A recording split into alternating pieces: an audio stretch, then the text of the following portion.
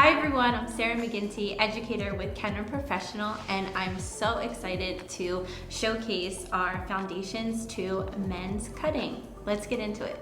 So to begin with this cut, we're going to isolate the top crown area, and then we're going to start on the sides. So the reason I am isolating the top crown area is because I definitely want to preserve all of this length on top.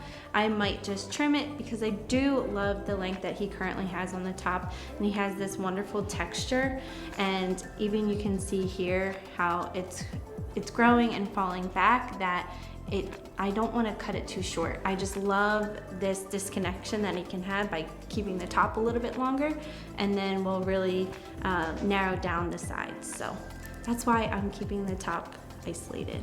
So I'm going to establish the first guide by taking a vertical section, having everything out at 90 degrees, cutting palm to palm so I have strength in the corner, and establishing my guide here, dropping that down, and then taking a traveling guide and picking up more hair in vertical sections, and I'm going to continue this process all the way around the head. And that's all I'm doing, continuing around the head shape, taking vertical sections, cutting palm to palm, and cutting palm to palm, like I said, keeps that strength in the corner here and keeps that strength around the parietal ridge, which is going to give a really strong classic end result.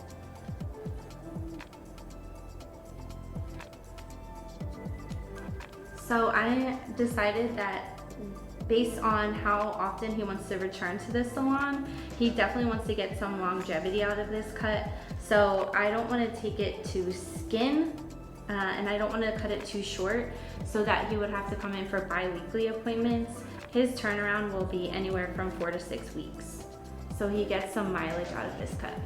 So keeping these vertical sections really nice and clean, and that traveling guide. So I'm just introducing new hair into this section, cutting palm to palm, and continuing with these vertical sections until I get to the center back, and then I'll start the same process on the other side.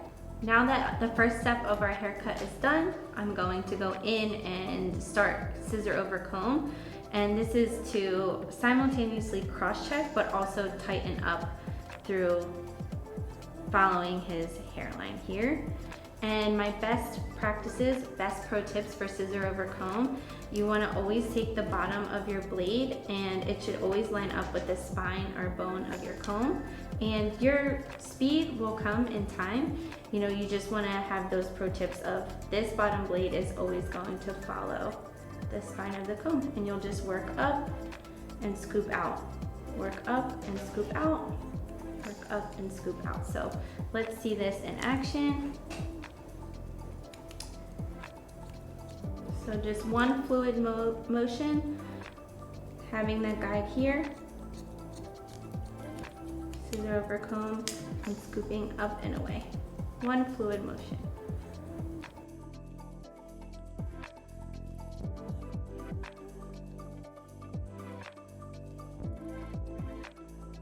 When I get to behind his ear, you notice how I'm coming horizontally with my scissor over comb work, but this detailed area around the ear, I'm going to pivot my comb so it's diagonal forward, like this, and just meeting up to that line.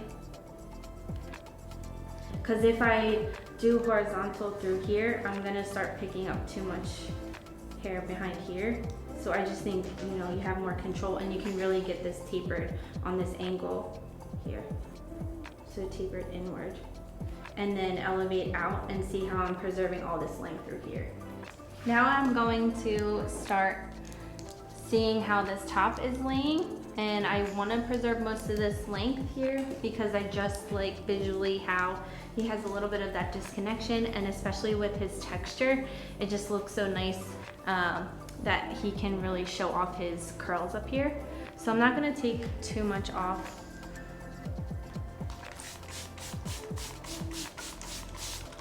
And I'm going to start in the front with a horizontal section, bring everything forward.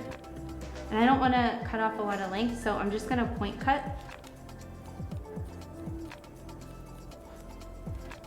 Just a tiny trim. And then look, when that scoops back, he still maintains all this nice volume. And then I'll just continue with that guide and bring everything up here at 90 degrees. And then when I get to the sides here, I can take this section, comb everything down, connect this guide and point cut through the sides, but dragging that down so when that pops up, he has still all that length maintained. Also, because I'm over directing everything forward, that's the why behind it, because the over direction always preserves length. So I'm over directing everything forward. So when this swings back, he has all this length maintained, and I don't cut it too short. So if you want to preserve length, always over direct. So as I comb this forward, there's no more hair that can meet this stationary guide. So now I'm going to split the hair in the center.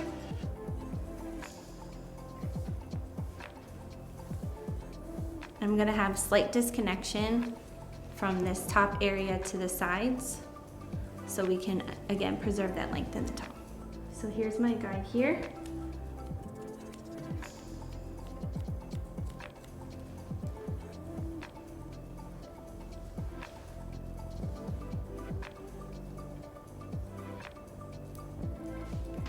And over directing it down also preserves all of this length too, and then it's slightly disconnected.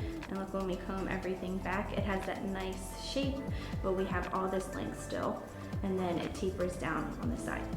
So also by bringing everything down and creating a new guide, I'm also building weight, but I'm also not taking off too much length in the top because we do want that disconnection. Going around the head shape and bringing everything down to meet this guide, but I'm also building weight here too, while preserving length in the top. And then I'll go back around and cross-check, bringing everything out palm to palm to keep that strength in the corner, and we don't want to cut the corner off. So if you cut the corner off, that will give more of a softer end result, and we really want to have this strength through here in this parietal ridge. So if you were to cut the corner off here, that would follow the head shape and it would just get a softer end result. And we really want to keep that strength in the corner through here, because that's going to be a very masculine end result, which is what we're going for. So now I'm just coming in with horizontal sections and just cross-checking, bringing everything up to meet that guide, point cutting. But just through this mohawk section here, because I don't want to take too much off this side here, again, because we're trying to keep this really strong. Then after this, I'm just gonna cross-check palm to palm on the sides, and then we can do his finished taper and he's done. So now it's time to refine. I just want to clean up his edges going in with the trimmer, and then we're going to do a nice modern taper in the back nape. So I'm just going to over direct everything forward here, and I can use my comb to help me guide the hair and make a nice clean line through here, just following his natural hairline. So you can see how I over direct everything forward, and all I have to do is just cut that little bit off.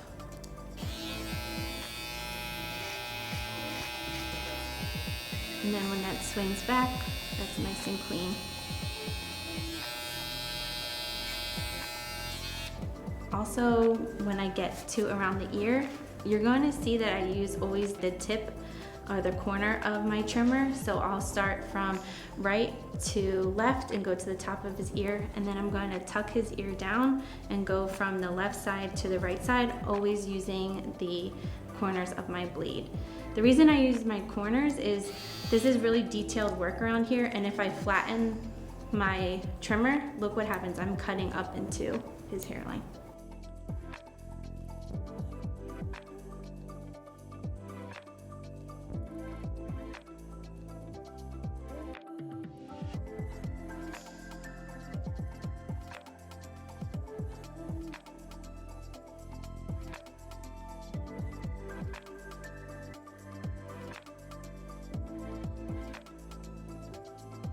So when we look at his hairline too, my other pro tip is I like to take my comb and map out, where I want to line that up here. So obviously that's going to be too far back. So I'm just following my comb where his hairline naturally grows, and I just have to clean up that little bit.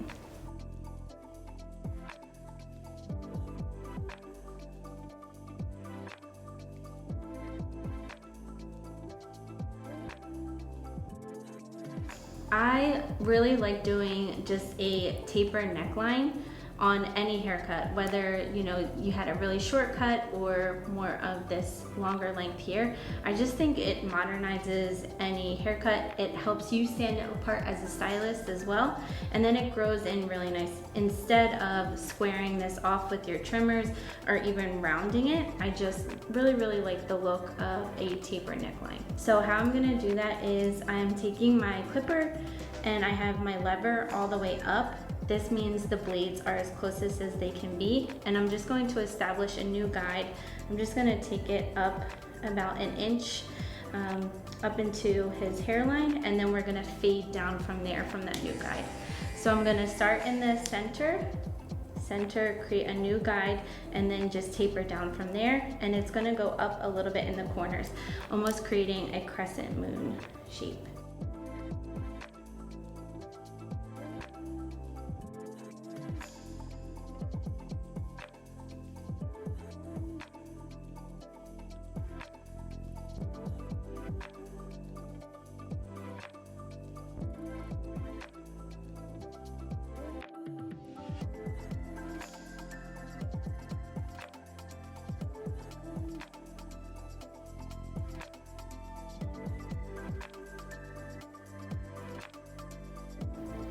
See how his hairline grows up like this?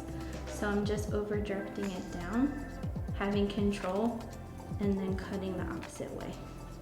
I'm just really loving how his canvas started drying, and I'm just going to lean into how his cut really enhances his natural texture, and I don't have to do much with styling at all. The cut really is the hero here, so I'm just going to finish with some Kenra Platinum working wax, a medium hold of 15.